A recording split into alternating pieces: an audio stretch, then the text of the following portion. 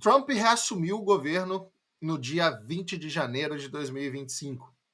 E de lá para cá foram mais de 140 executive orders assinadas, os decretos que prometeram mudar a política dentro dos Estados Unidos. E isso tem refletido bastante, principalmente na aprovação dele. A gente precisa lembrar que o presidente foi eleito com uma ampla maioria, não só dos votos populares, como também dos colegiados, né? Então ele foi eleito com apoio político muito forte. Isso garantiu a ele uma abertura gigantesca para todas essas iniciativas que ele tomou desde o primeiro dia. Lembrando que já no primeiro dia ele assinou uma centena não, mas muitas executive orders já no primeiro dia.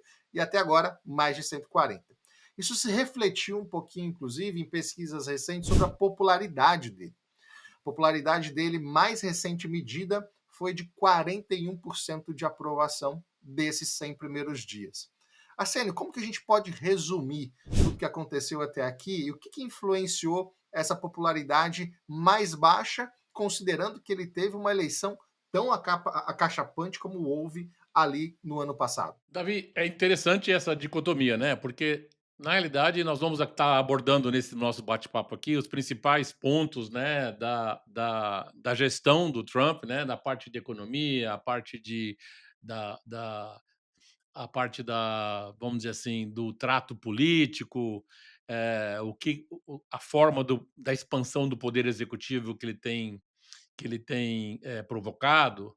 Mas eu acho que essa queda de aprovação, inclusive histórica, é a pior marca de reprovação de um presidente há décadas, nesse momento tão demarcado que são os 100 dias primeiros de qualquer governo. Eu acho que a intenção do Trump de cumprir as promessas de campanha foram levadas tão à risca por ele mesmo, que eu acho que talvez tenham provocado reações principalmente econômicas, que até o pessoal, até os cidadãos que votaram nele não esperavam que pudesse ter uma reação tão ruim, tanto doméstica como principalmente internacional. Então eu acho que essa combinação de coisas, Davi, é que eu acho que nem Trump e nem quem votou com ele pudesse esperar que o cumprimento tão literal das promessas de, de, de campanha pudesse ter efeitos negativos da reação com que pode acontecer na economia.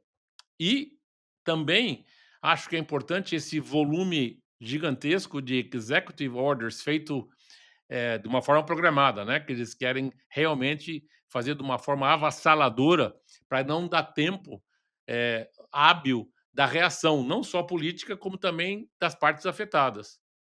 E devagarinho as reações jurídicas de processos e etc. Agora as pessoas e as organizações, as associações, os estados e também a parte política começa a ter tempo de colocar no sistema jurídico a contestação de muitas dessas executive orders e da sua consequência.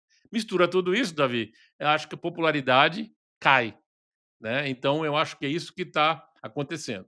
Eu acho que isso tudo acabou criando um clima de instabilidade ou uma certa insegurança. E, de fato, talvez essa baixa aprovação, como você falou, histórica, né? Se eu não me engano, nos últimos 80 anos, nenhum presidente teve uma aprovação tão baixa nos primeiros 100 dias. Mas eu acho que muito por conta dessa insegurança causada por algumas atitudes, ações que não que sejam erradas, mas talvez foram tomadas de forma meio atabalhoada. E aí, começando a falar justamente sobre economia, que você trouxe aqui na pauta, a gente precisa entender o contexto, né? Ele se elegeu principalmente dizendo que iria reforçar ou reindustrializar os Estados Unidos. Voltando um pouquinho no tempo, a gente precisa lembrar que foi feita uma escolha 20, 25 anos atrás, aproximadamente, de mudar parte do parque fabril americano para a Ásia, Isso já tinha acontecido lá na década de 80 com o Japão. Muitos produtos que eram vendidos, comercializados aqui nos Estados Unidos eram fabricados no Japão, made in Japan. E dos anos 2000 para cá, isso se transformou ali para a China, porque o Japão saiu dessa posição de ter uma indústria muito barata, uma mão de obra que custava muito pouco, começou a melhorar o padrão de vida do japonês, e quem assumiu essa posição foi a China como a indústria do mundo.